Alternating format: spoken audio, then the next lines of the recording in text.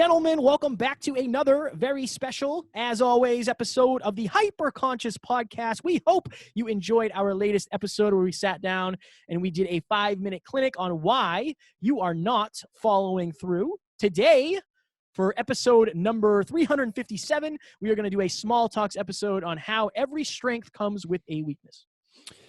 So the reason we're doing this episode is we were doing a weekly mastermind last week on the Drive to 5, and I realized to an even greater extent how much Kevin and I's partnership has really impacted us. I think all of my strengths in a certain regard highlighted his weaknesses, and all of his strengths kind of highlighted my weaknesses. And what I realized was something very simple, which is that there's two sides to every coin, and strengths are sort of a double-edged sword. In other words, every strength comes with a weakness. I'll give you a very simple example. Undying self-belief is a very big strength, but it often comes with a weakness, which is arrogance. And I think this is a topic that will help us all understand ourselves more and really how to mitigate the weakness of every strength and to really capitalize on the strength. One of my favorite Kevinisms is sometimes your biggest strength is knowing your biggest weakness. Fire. Because I do think that it's hard to admit what you're bad at. Yeah, I think we're getting better at it, but it is difficult. Well, I do. I think we're getting better at it too, but I think it's because we've had them highlighted.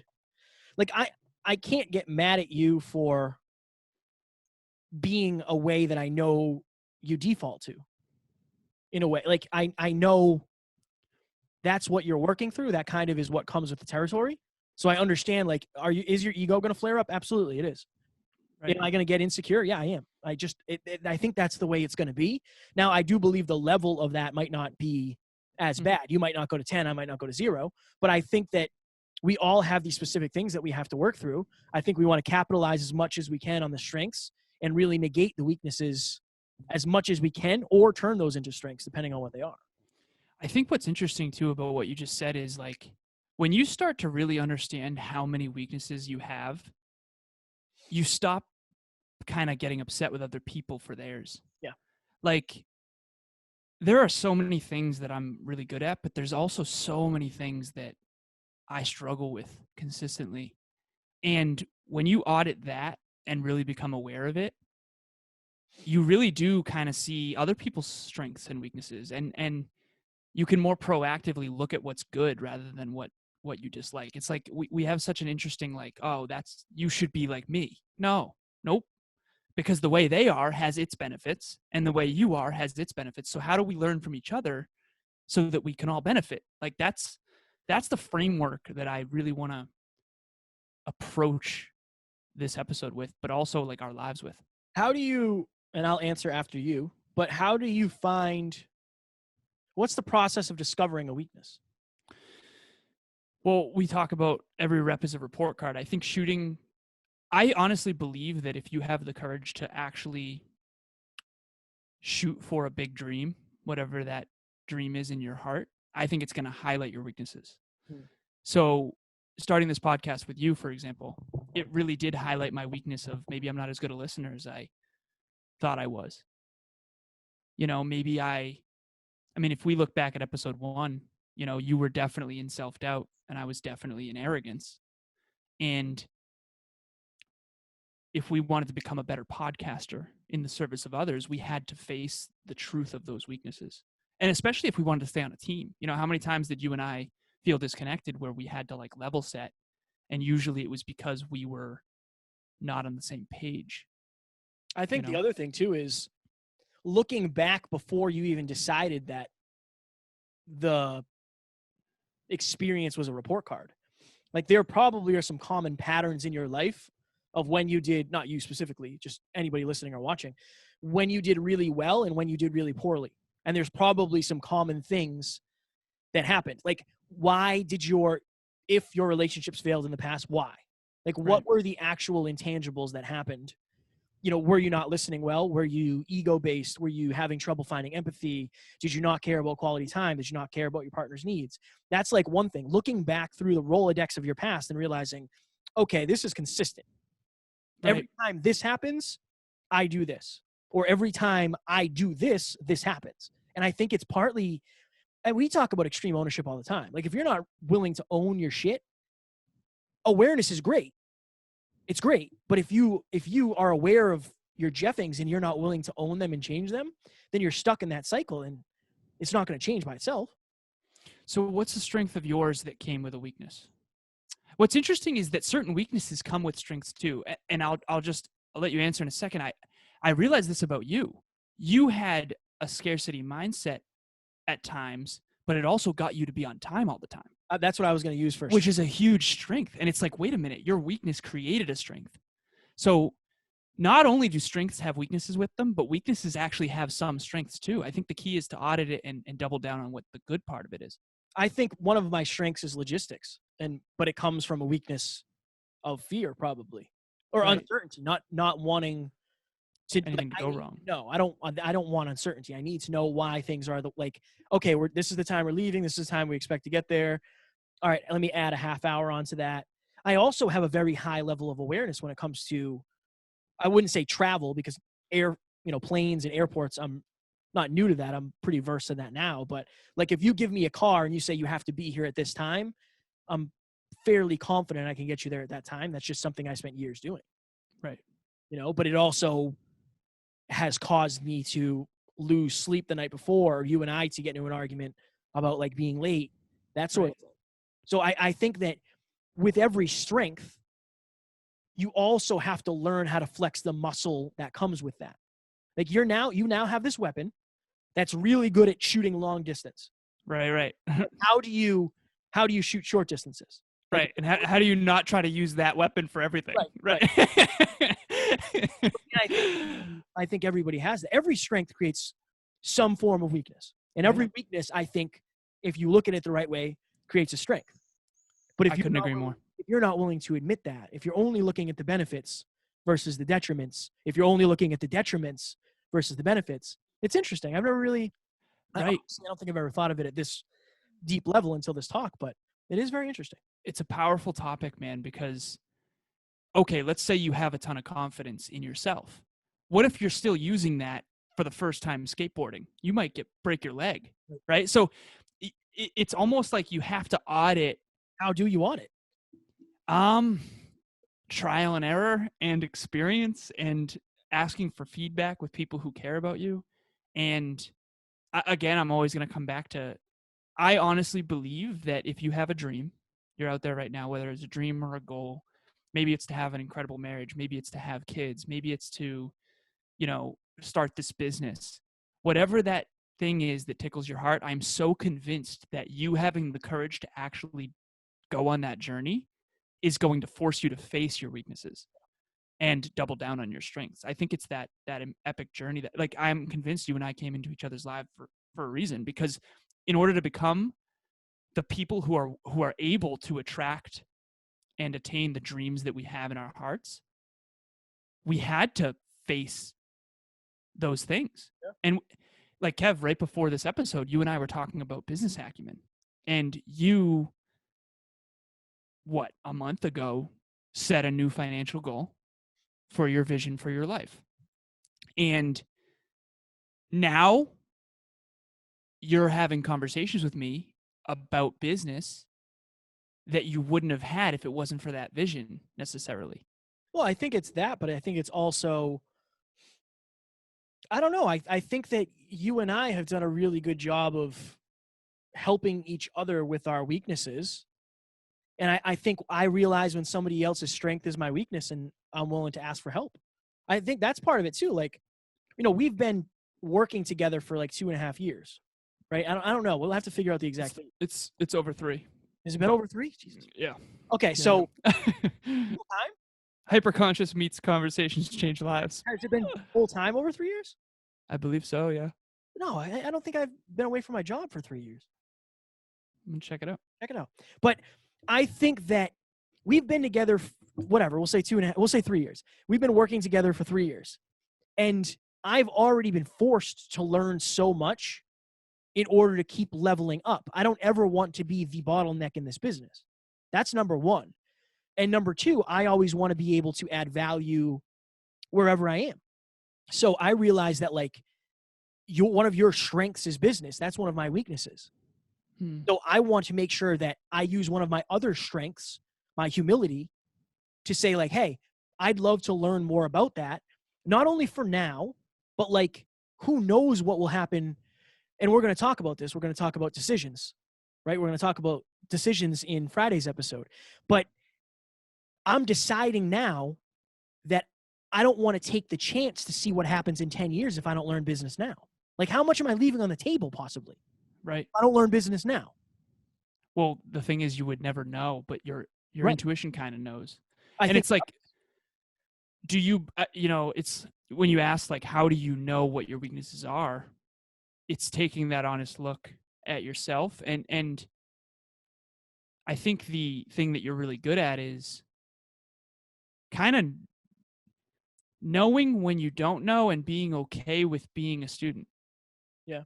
Like, I think that's so important, and it's so hard. I struggle with that too. Like,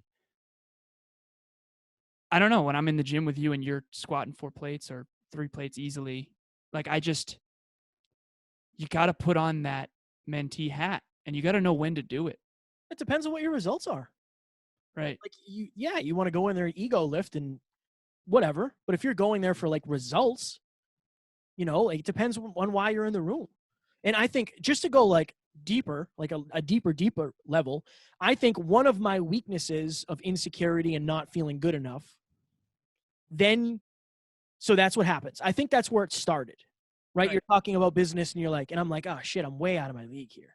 Like, I feel like I'm way out of my league. What does that mean for the future? Like, when we meet somebody who has a multi-million-dollar business and I don't feel like I can add value, that's going to feel bad. Like, I don't want that to happen. So it started with the weakness of insecurity and not enoughness. Then it jumped to the strength of humility. Say, like, Alan knows a lot. He's teaching me a lot, but I also know I'd like to literally sit down and learn, like a classroom style. This is what I want to learn. So it goes from a weakness to a strength. Right.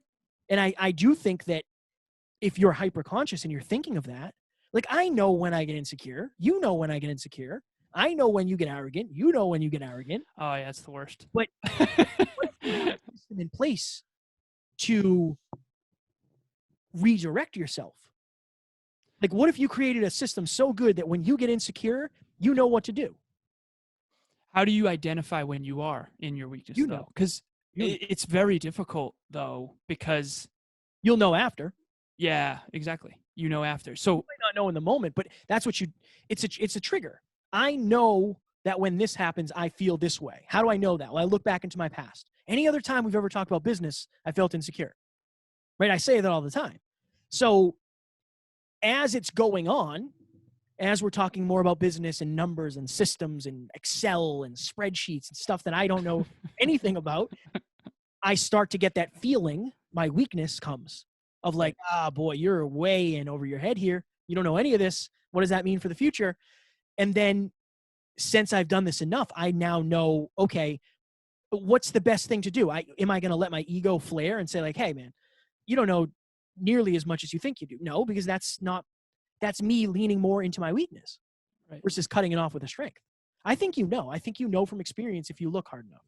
Yeah, if you look hard enough, if you're willing to take that hard look. And if you're listening to this, I feel like that's you. Right. So, Kev, you made a really good point, too, about every weakness comes with a strength. There's a great quote by Napoleon Hill. He says, every adversity comes with an equal or greater benefit. And what he means, it's just like you said, like if I'm insecure and I don't feel good enough, if you can translate that into motivation to get better, biggest strength ever, weakness into strength. And it's like me with fit. So back in high school, you were an athlete, you were popular, and in high school, for whatever reason, I told you I was popular. Dude, you were totally popular, man. You were jacked and an athlete. Okay. At least I would know. I was a nerd. It's all good. So what's interesting is back then, I feel like I didn't have any significance in high school because for whatever reason, people in high school very much just care about athletics, at least in this country. I recently was on a podcast. Apparently it's not like that in the UK, but the point is that I felt very undervalued in high school. And that was an insecurity of mine because I was, tall and lanky. And now I've turned that into a strength because that drove me to create what I believe to be an extraordinary physique. And so I think that all greatness stems from an inherent pain or adversity or weakness, but it has to be something that drives you to be better versus drives you to point fingers. Yeah. You kind of have to have a strength to rely on. What is the strength you rely on? Humility and resilience, I would say, probably are my biggest two. Right. You know, I think that because we always say, like, if resilience is a great thing, unless you're just somebody who is resilient and doesn't take action or doesn't have vision or doesn't have ambition. Like, you can be the most resilient person in the world, but if you don't do anything with it, you're just going to spend your entire life getting beat on. And that's no way to live. But what if your strength is resilience and another strength of yours is ambition? And maybe your weakness is not believing in yourself. And the other thing too is every weakness you have, and this is something I wanted to connect, and we'll do it quickly because we hit the 15-minute mark, but you and I are kind of the polar opposites of one another. Yeah. When it comes to strengths and weaknesses, yes. What'd you say? Streakness. What did I say? I don't know what you said, but I said streakness. Streakness. Word. Yeah, I have a strength. I can speak. No. I saw the email you sent. I don't know. The text. Dude, the email was fire though. Yeah, the email. But the text was brutal. Yeah. But for me, it's like you've always been the opposite. You've always had the undying self-belief when I didn't. I had a more emotional intelligence when you didn't. Right. You know, I think that's like one of the biggest takeaways from this episode. Don't be afraid to get around people whose strengths are your weaknesses, even though it's going to feel really weird. And it's going to feel so weird. Yeah. Yeah. You're probably not going to like them, honestly, because it's going to be, right. They're not me. It's too much contrast. But if the goal is to bring you both through helping each other closer to 5, I mean, that's what happened with us. Oh, for sure. And then we'll go, but think about, imagine a life where you always have an aversion to people who are different than you. You're not going to collect any sort of understanding of the whole. Yeah. You're not going to know, like, they're going to be feedback. Like, their strengths are your weakness. Your strength is their weakness. You're going to drive to 5 and really become a more well-rounded human being. Like, if you want a well-rounded life where, you know, you're healthy, you're wealthy, you're in love, you know, you're a well-rounded, like, you can be really great at success, but terrible at relationships. Yeah. You can be really great at relationships, but terrible at success. And neither one of those is a life that I personally want. So everybody has strengths and weaknesses. And I think that it's very naive to think that yours are right or wrong. I think it's a matter of just taking a really good look at that. And before we go real quick, I would challenge every listener out there to write down 5 strengths that you genuinely have. Don't be modest. Just say it. Like, I'm really good at numbers. Love numbers, obsessed with numbers. Okay. Just say it. Say it like it is. Don't be afraid to be arrogant. This is just for you. Say what you're good at. And then have the same amount of truth with yourself with what you're not good at. Yeah. And for me, I suck at being on time. I need to work on that. Until I admit that to myself, I'm not going to work on it. You know, I have to consider it valuable. I have to know it's a weakness, and I have to work on it proactively. And I've gotten around someone who I'm way better at being on time now. I was 5 minutes late today, but like $5. I'm way better than I used to. $5 in the cookie jar. Remember we did that? Yeah, I do. Literally, if you want to know who has strengths and weaknesses, I had to put dollars in a jar once. Yeah. Did I ever get that money back, man? You did. That was the problem. I didn't get to keep it. If I got to keep it, it would have been a win. But it wasn't. I just gave it back. Dude, you'd had thousands by now. No. 10-second blip? The 10-second blip. Honestly, the other thing too, I mean, my 10-second blip is you can turn your biggest weakness into your biggest strength if you try hard enough. That's my 10-second blip. My 10-second blip would be figure out your strengths and the weakness that comes with it. Mitigate the weakness, double down on the strength. And then also dial into your old weaknesses that have developed strengths for you. If you were insecure at one point about your physique and now you have a great physique, that's one example. And if you start to understand that, I think you'll be less afraid of your weaknesses when you start to realize how many strengths came from them. Ladies and gentlemen, our website is being rebuilt. If you're listening to this on Wednesday, it should be done hopefully by the time Scratching the Surface drops. So for now, continue going to the hyperconsciouspodcast.com, the page that it is, click #join HyperConsciousNation. You'll be entered into our private Facebook group. But when that does change, I don't know if we're going to have a different button. We'll have to talk to Tiff and see. But our website is getting redone. And we also are going all in on HyperConsciousNation. I know you guys have heard me say for like months that I was going to consistently post in there. So now as a group, as a team, we are going to do it. Alan, myself, Amy, and Tiff sat down last week and talked about a schedule. So Sunday is going to be intentions for the week. Monday, we are going to talk about what you're hoping to learn in the mastermind. Tuesday is going to be Take Action Tuesday. Do some fear chasing. Do something that you've been waiting to do. Wednesday, what is your biggest struggle or bottleneck? Thursday, we are going to put polls up and you're going to choose what topics we record, which is going to be fire. Friday is going to be Freestyle Friday. You're going to get a chance to promote yourself, your services, whatever you do in the world. Promote away. Right? That we want you to do that on Friday. And then Saturday, Self-Care Saturday. We want to know what you're doing for self-care every single week. Speaking of turning strengths into weaknesses, the old website was weak, and it's now going to be our greatest strength because we knew what we didn't know. But strong work. Kev worked really hard on that website, and that brought us here. So thank you, Tiff. So weekly masterminds. So tonight we have Mark Metry coming as a guest at 6 p.m. Eastern Standard Time. By the time you listen to this, it'll be Wednesday. So next week, I believe we're doing the 5 love languages. The 5 love languages, yeah. So the next one, which will be week 7, big week 7 on the 5 love languages. Hopefully we'll get Gretchen Rubin on the show at some point. But join that mastermind. We have been unbelievably grateful to see how many people have joined. What was that? Don't let that bother you. Facebook message. Oh, okay. Kev's got notifications buzzing over here. But every single Monday at 6 p.m. Eastern Standard Time, we go live on a mastermind on Zoom. DM myself, Kevin, or Amy, or Tiffany for the link and password.